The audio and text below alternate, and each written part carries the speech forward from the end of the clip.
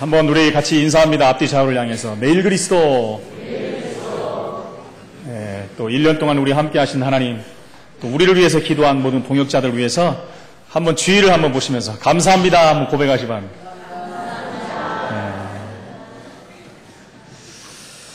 오늘은 우리가 추수감사절로 하나님께 예배를 드립니다. 특별한 감사가 회복되는 시간 되기를 다시 한번 축원을 드립니다. 오늘은 그래서 또 우리 세례식과 또 우리 성찬식이 진행을 됩니다. 그래서 제가 오래 하면은 여러분들 식사하는데도 지장이 있지 않겠습니까? 그래서 평소보다는 조금 좀 빨리 끝내야 될 텐데, 여러분들 빨리 끝난다고 해서 놓치시면 안 됩니다. 가장 중요한 말씀을 붙잡으시기를 바랍니다. 제가 어제 2군데 결혼식장을 다녀왔습니다. 강남으로 해서 또 여의도로 해서, 다니면서 이제 뭐 요즘에 결혼 시즌이다 보니까 그 전에는 또 우리 교회 선남 선녀가 또 결혼을 하고, 앞으로도 이제 결혼할 우리 예비 신랑 신부가 지금 많이 준비되고 있습니다. 그 결과 또 우리 풍성한 하나님 또 은혜를 주셔서 오늘 우리 유아 세례 또 받는 시간도 있고요. 모든 게 감사하지 않겠습니까? 어제도 결혼식장에 이렇게 가보니까 순서 중에 이제 예배 주례사를 다 마치고 양가 부모님께 인사하는 시간 있지 않습니까? 인사할 때 우리를 지금까지 키워주시고 보호하시고 인도하신 부모님께 감사하면서 인사하겠습니다. 이런 정말 순서들이 다 있지 않습니까? 그때 보면 꼭 신부들이 눈물을 많이 흘려요. 신부도 흘리고 신랑 신부 어머니도 흘리고, 그때는 정말 진정한 감사가 나오는 것 같아요. 그렇지 않습니까? 지나온 날들을 주마등처럼 지나가면서 부모님 은혜 가운데 이렇게 자랐고 이제 독립하면서 한 가정을 이룬다는 것이 얼마나 감사합니까? 그러면서 보니까 결혼식 할 때마다 보면은 그 순서들이 꼭 있더라고요. 당연히 해야 되는 거 아니겠습니까? 그 감사라는 것은 마음에 우러나오는 감사, 그 표현이 또 눈물로 보여지기도 하고, 거기에 또 우리가 보답하는 의미로 신랑 신부가 가정을 잘 이루고 보고만 해서 행복한 가정이 되면 그야말로 얼마나 또 부모님을 기뻐하고 하나님께 영광을 돌리는 일이 아니겠습니까? 여러분, 그러면서 또 우리 그때 신랑 신부 결혼할 때도 보니까 선물을 이렇게 교환하더라고요, 이렇게. 근데 요즘에는 이렇게 선물 교환하는 그런 순서들이 많이 없어졌어요. 근데 우리 지난 결혼했던 우리 교회 신랑 신부는 반지를 교환하더라고요, 선물로. 그때 제가 이렇게 표정을 딱 봤어요. 굉장히 좋아하더라고요. 여러분, 선물을 주는데 기분 나쁘고 신경질 나는 사람 하나도 없어요. 그러지 않습니까? 아무리 작은 것이라도 표현을 하는 것을 이렇게 내놓을 때는요, 자기도 모르게 엔돌핀이라는 게 솟아나더라고요. 그러면서 나오는 게 뭐죠? 아유, 감사합니다. 주는데 아유, 뭐 이런 걸 주시지 마시지 하면서 감사합니다 하지 않습니까? 주는데 아유, 뭐 이런 걸 그냥 가져가시지 이런 사람은 없단 말입니다. 받는 순간에 나도 모르게 기쁨이 넘치고 감사의 표현들이 나오지 않겠습니까? 지난주에는 또 보니까 빼빼로 데이라고 있어가지고 우리 아이들이 또 이제 주일학교에서 서로 이렇게 나누면서 받는 모습을 봤어요. 무슨 기념일이라든가 또 어떤 행사라든가 또 생일 같은 날들 오면은 이렇게 선물을 교환하지 않습니까? 매년 이렇게 생일이 다 돌아오지 않습니까? 요즘은 잘 안 그러는데 우리 집사람은 한 달 전부터 광고를 해요, 저한테. 뭐부터 광고하냐면 언젠지 아냐. 그 다음에 이제 지나가면 얼마 남았는지 아냐. 그러더니 요즘에 이제 제가 항상 기억하고 있으니까 안 물어보더라고요. 안 물어보는데 그냥 넘어간다. 이제 비상이 걸리는 거 아니겠습니까? 당연히 생일날이 오면은 부인의 생일을 챙겨드리는 것이 남편의 도리요 기본이요 살아남는 방법인 줄로 믿습니다. 이 선물을 받을 때는 얼마나 기뻐하는지 몰라요, 사람들이. 거기에 대해서 감사하고 기뻐하고. 근데 우리가 선물을 줄 때 누구에게 줍니까? 누구에게 줘요? 사랑하는 사람에게, 그리고 관심 있는 자에게 선물을 주지 않습니까? 관심도 없고 사랑도 안 하는데 선물 주는 사람은 하나도 없어요. 약간 이상한 사람들은 그렇게 줄 수가 있지요. 항상 선물은 관심 있는 자에게, 또 누굽니까? 사랑하는 자에게 주는 것이 선물이란 말입니다. 관심도 없고 사랑도 안 하는데 거에게 선물을 준다. 이것은 뭐죠? 선물이 아니고 물은 물인데 뇌물이에요.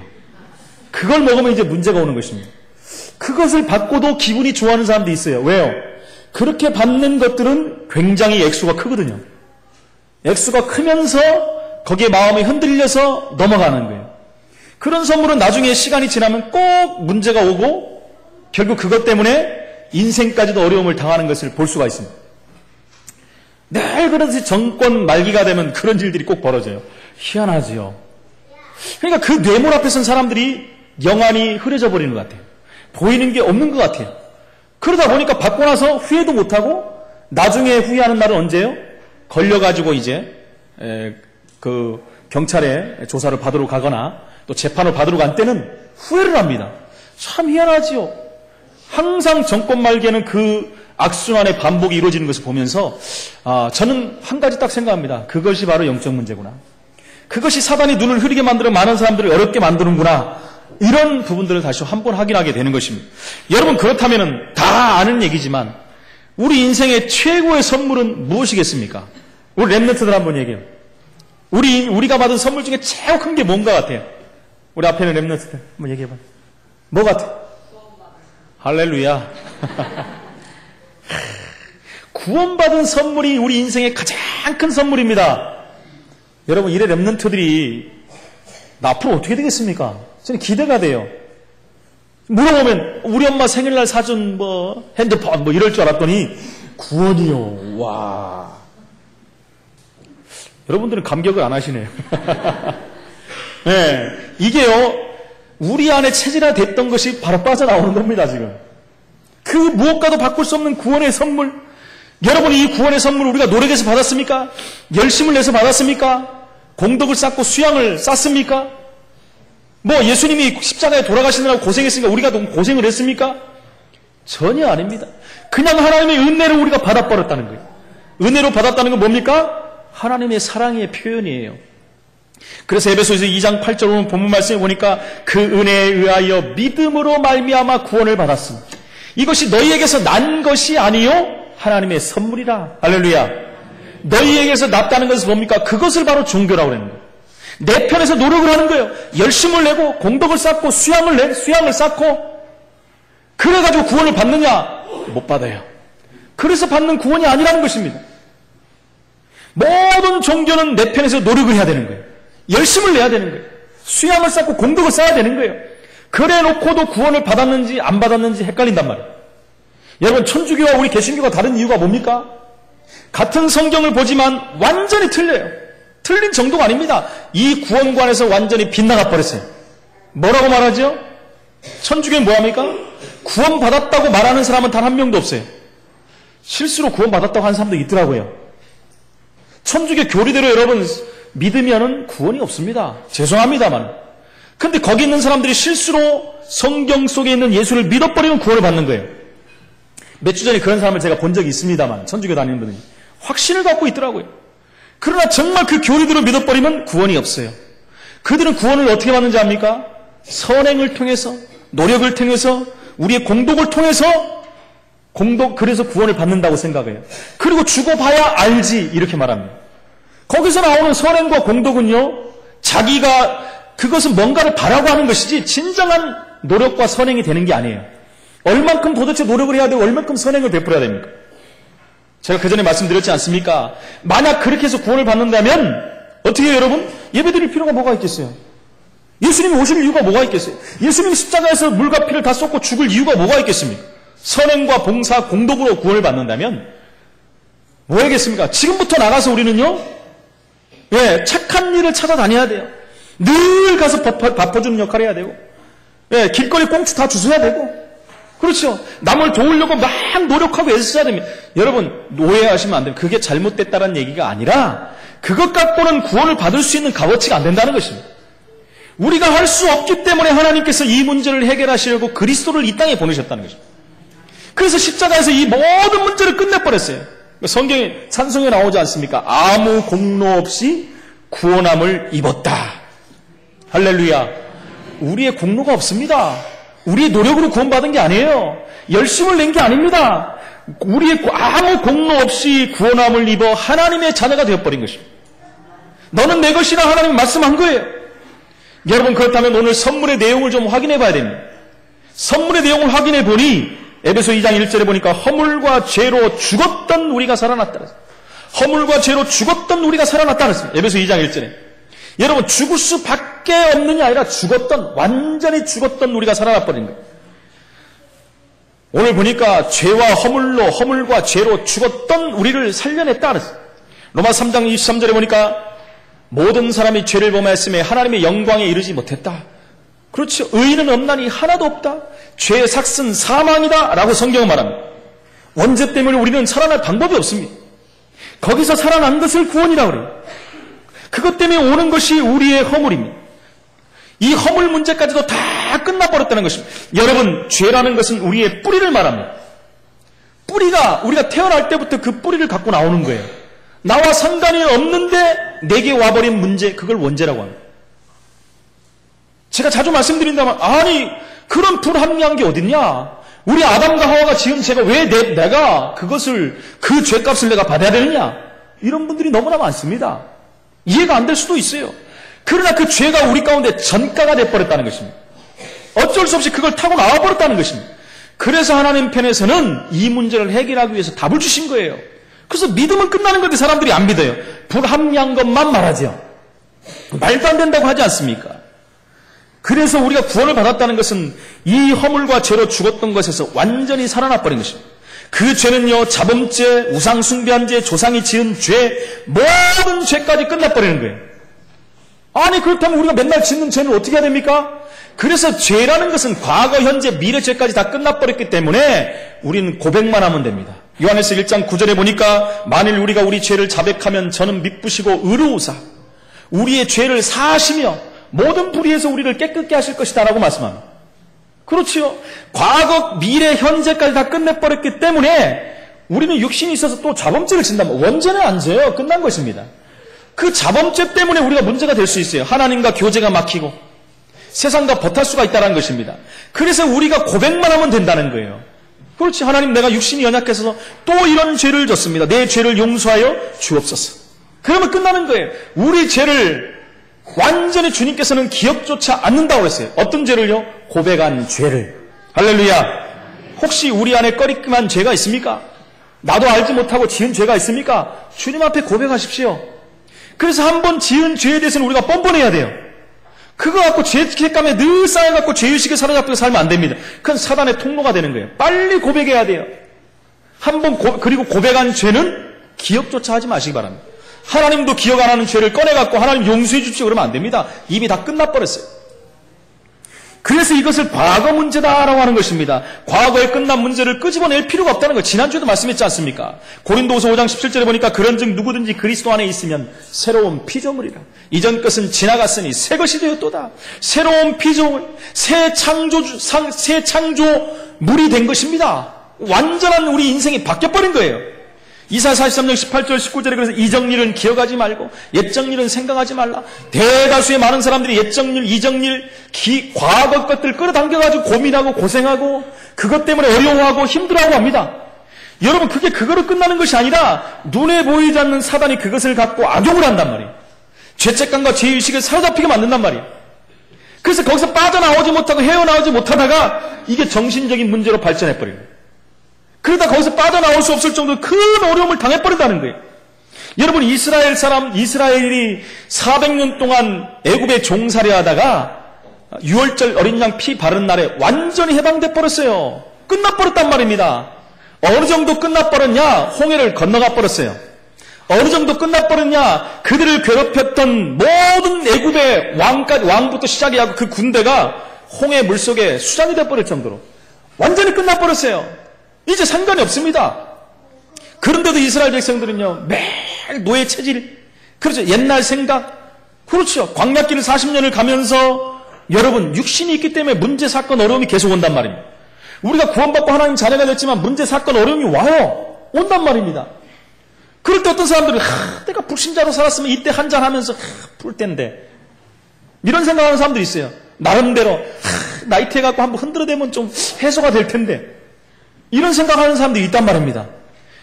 내가 옛날에 있었다면 정말 옛날에 과거에 여러분 옛날은 지나간 것입니다. 그렇죠. 이스라엘 백성들이 늘 그랬어요. 내가 그 애굽 땅에 있었다면 고기도 먹고 편하게 살 텐데 왜 우리를 거기서 건져 나오게 해서 다시 말하면 하나님 왜 우리에게 구원을 주셨어? 그냥 마귀잔으로 살게 만들지 이 말하고 똑같은 것입니다. 여러분 아직도 우리의 옛날 습관 체질을 다 내려놓으시기 바랍니다. 지나왔던 모든 과거 돌아보지 마세요. 하나만 하면 됩니다. 그건 발판만 삼으면 된다는 거예요. 그 모든 불신자 시절에 있었던 체질들, 옛날에 했던 종교 생활들, 우상 숭배했던 그 생활들, 창세기 그늘 속에 있었던 모든 것을 완전히 내려놓으시기를 축원을 드립니다. 왜 그렇습니까? 예수님이 십자가에서 요한복음 19장 30절에 다 이뤘다 그랬어요. 끝나버렸다. 부족하다, 연약하다 하면은 과거를 좀 돌아볼 필요도 있을 텐데. 그리고 내 노력과 공덕이 좀 있을 필요가 있을 텐데 예수님께서는 뭐라고 하시면 다 끝냈다. 다 이뤘다 말씀하십니다. 다 끝나버린 거 붙드시지 마시고 이 시간에 완전히 내려놓으시기를 축원을 드립니다. 바로 로마서 8장 2절에 제사장 되신 그리스도께서 그리스도 예수 안에 있는 생명의 성령의 법이 죄와 사망의 법에서 너를 해방하였느니라. 해방했다는 것은 끝났다는 것입니다. 법적으로 끝나버렸어요. 허물과 죄로 죽었던 우리를 살려버렸어요. 이것을 따먹는 날은 너희가 정령 죽으리라. 그죠? 죄의 삭슨 사망이다.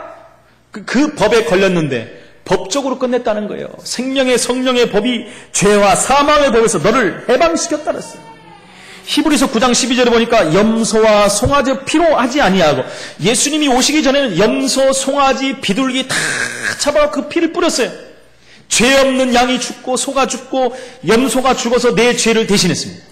그러나 그럴 필요가 없어요. 이제는 오직 자기의 피로 그리스도 예수의 피로 영원한 속죄를 이루사 단번에 성소에 들어가셨느니라. 할렐루야. 한 번 속죄 제물을 드림으로 완전히 끝나버린 거예요. 근데 우리가 돌아갈 이유가 없다는 것입니다. 이게 바로 선물의 내용입니다. 허물과 죄로 죽었던 우리가 살아난 줄로 믿습니다. 두 번째는 어떤 선물입니까? 진노의 자녀로 우리는 살았어요. 에베소 2장 3절에 보니까 진노의 자녀다. 성경에 보면 하나님의 진노가 우리 가운데 임했다 그랬어요. 여러분 진노 받았는데 돈과 명예와 지위와 권세, 지식, 수많은 세상 것들이 있으면 여러분 그것은 소용이 없는 거예요. 본질이 망하게 돼 있다고 성경은 말했어요. 본질이 진노의 자녀라는 것입니다. 이게 무서운 말입니다, 여러분. 본질이 진노의 자녀로 있는 사람 무슨 말입니까? 그 가운데서 행한다. 그 가운데서 행한다는 게 뭐예요? 바로 나오는 세상 풍조를 따르고 운명과 사주팔자를 따르고 그렇죠? 공중의 권세 잡은 자를 따랐다. 그 가운데 행했다는 것이 바로 이것을 말하는 것입니다. 그러니까 늘 제사 지내야 되고 늘 고사 지내야 되고 날짜를 잡아야 되고 방향을 잡아야 되고 점쳐야 되고 부적 붙여야 되고 고사를 지내야 되고 구술해야 되고 또 몇 자리 써야 되는 인생. 문제만 오면 찾아가야 되고 문제만 오면은요 내가 할 수 없기 때문에 찾아다니는 인생이 돼버린 것입니다. 여러분 그것을 성경의 세상 풍속이다라고 말해요. 그 가운데서 살아요 그냥. 여러분 놀라운 축복과 응답이 있는데 그걸 모르니까. 그렇죠. 아까 말씀드린 운명과 사주팔자의 그늘에 묶여가지고 사는 거예요. 그래서 성경은 뭐라고 합니까? 불순종의 아들들 가운데서 역사하는 영이다. 하나님을 떠나는 죄를 짓고 사단에게 장악되었고 인생을 사는데 그 가운데 역사하는 영이 그들을 붙잡고 있는 거예요. 여러분 이것을 진노받았다라고 성경은 말하고 있는 것입니다. 그래서 그들의 신분을 예수님이 뭐라고 말씀하십니까? 요한복음 8장 44절에 보니까 너희 아비 마귀. 여러분 이와 같이 무서운 말이 어디 있습니까? 너희 아비 마귀래요. 본질상 진노의 자녀를 떠나서 너희 아비 마귀라고 성경은 말하고 있습니다. 그런 삶은요 사도행전 10장 38절에 그래서 결국 눌리는 삶이다 라고 성경은 표현하고 있습니다. 영적으로 정신적으로 육신적으로 삶의 모든 삶이 눌리는 삶이 되는 거예요. 왜 눌리는지 모르고 눌리는 거예요. 그 배후에는 누가 있습니까? 세상 신으로 세상 임금으로 존재하는 사단이 운명과 사주팔자 모든 것을 문화와 정치와 경제 후대 각 분야를 완전히 장악하고 쥐고 흔드는 것입니다. 보이지 않는 사단이 역사하니까 뭐 안 보이니까 사람들은 몰라요. 왜 그러는지 몰라요. 어디서 이 문제가 왔는지 이유가 어디서 시작됐는지도 모르고 그냥 묶여서 가는 거예요. 그렇지 않습니까? 각 분야를 완전히 정복해버리고 장악해버렸어요. 원래 인간은 그렇지 않습니다. 창세기 1장 28절에 하나님이 우리에게 뭐를 생육하고 번성하고 충만하고 정복하고 다스리라. 모든 문화를 정복하고 다스리라고 그랬는데 하나님 떠나버리니까 사단이 이것을 정복해버리는 거예요. 정복한 사단을 우리는 섬기는 자가 돼버리는 거예요. 하나님을 마땅히 섬기고 예비할 백성이 하나님을 떠나버리니까 사단을 섬기는 자가 돼버리는 거예요. 우상을 숭배한다는 자체가 사단을 숨기는 거 아니겠습니까? 왜요? 사단이 그 모든 문화, 정치, 경제 모든 것을 장악해버리기 때문에. 그런데 예수님께서는 요한복음 19장 30절에 뭐라면 다 이루었다 말씀합니다. 원인자 사단을 완전히 꺾어버렸다 그랬어요. 요한에서 3장 8절에 하나님의 아들이 나타나신 것은 마귀를 멸하러 오셨다. 왕 대신 그리스도 사단의 머리를 깨버린 것입니다. 완전히 짓눌러버린 것입니다. 완전히 부셔버린 것입니다. 그래서 현재 문제는 우리가 끝나버렸어요. 우리가 우상숭배 안 해도 되고 세상 풍속을 안 따라가도 될 정도로 끝나버린 것이에요. 이제는 세상의 짐을 안 져도 됩니다. 운명과 사주팔자를 안 따라가도 됩니다. 이제는 우리는 성령 인도받는 삶을 살면 돼요. 하나님 말씀 따라 성령의 인도를 받아 우리 인생을 산다면 승리하는 인생이 될 줄로 믿습니다. 우리가 그 삶을 가다가 너무 힘들기 때문에 이 사단의 세력이 계속해서 건들기 때문에 권세 있는 예수 이름을 우리에게 주신 겁니다. 그 이름을 부를 때 흑암세력은 무너지는 거예요. 그 이름 부를 때 악한 영들은 떠나가는 것입니다.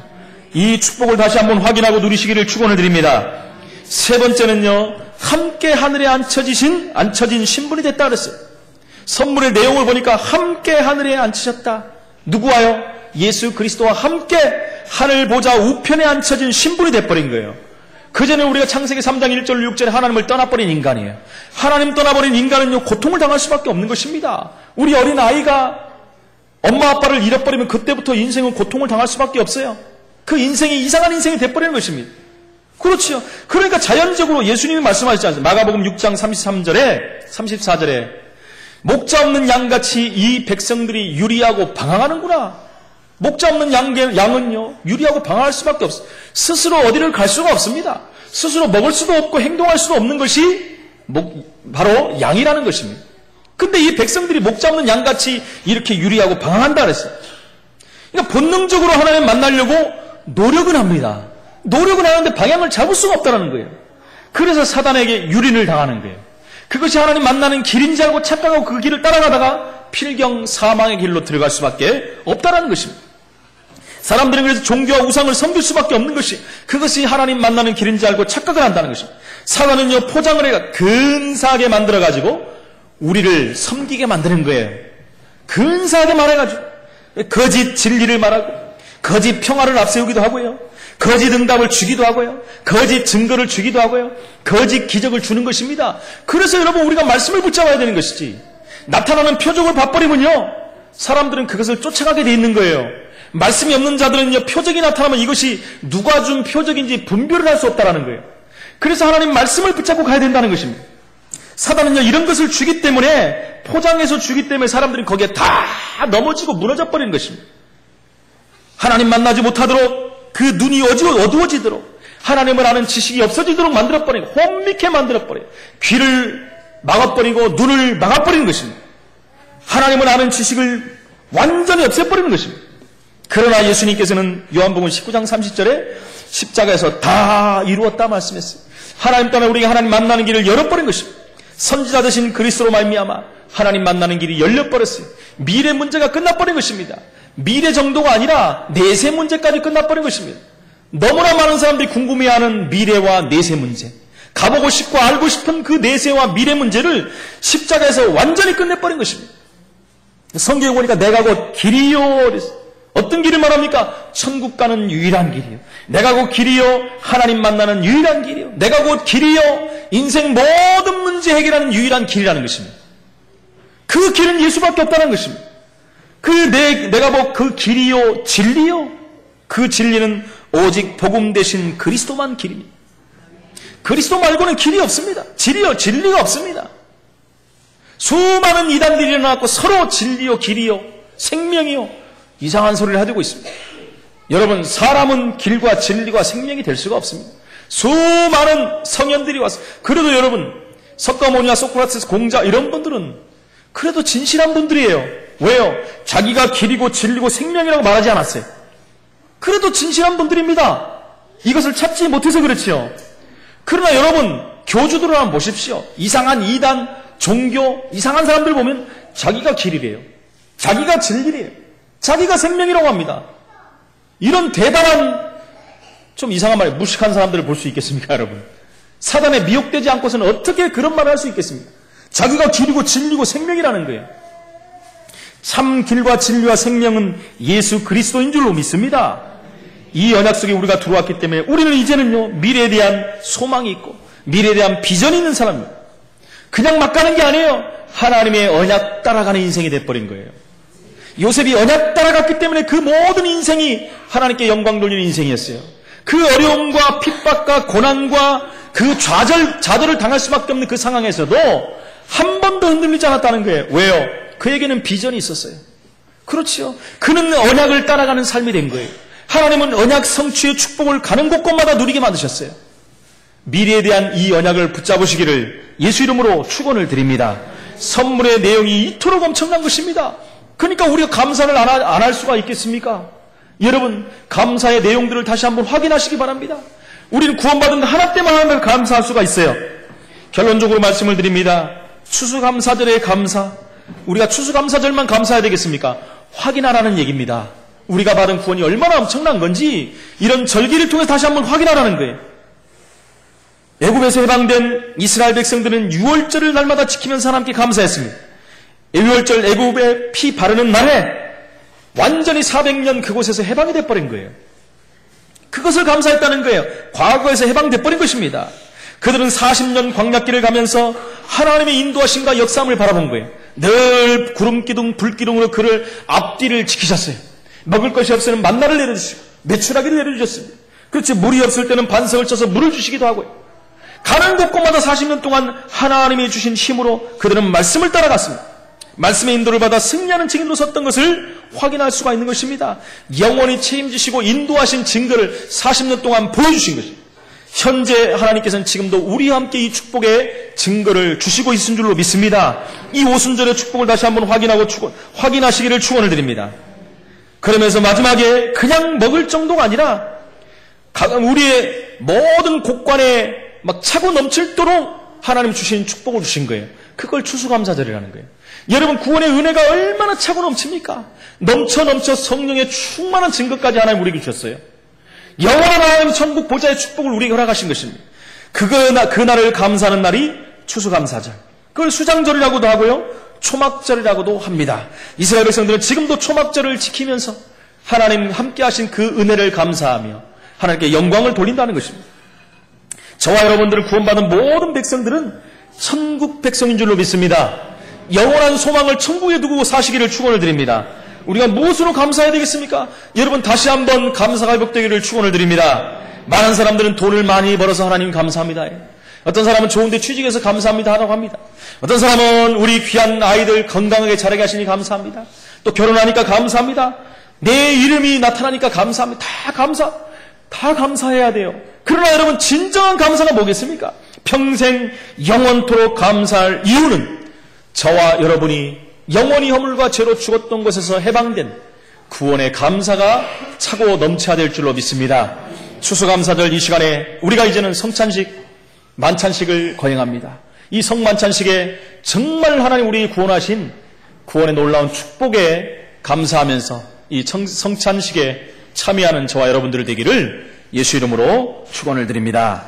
전능하신 하나님 은혜를 감사합니다. 구원의 선물을 우리에게 주시되 아무 공로 없이 이 엄청난 비밀을 누리게 하시고 이 축복 속에 과거, 현재, 미래를 해방하고 이 비밀을 누리며 이 비밀을 말하는 전도자의 삶으로 우리를 부르신 하나님께 감사합니다. 오늘 추수감사절 예배를 통하여 다시 한번 하나님께 감사하고 감사의 증거를 붙들고 또한 새로운 시작이 되어질 수 있도록 주님이 역사하여 주옵소서. 살아계신 예수 그리스도 이름으로 기도합나이다. 아멘.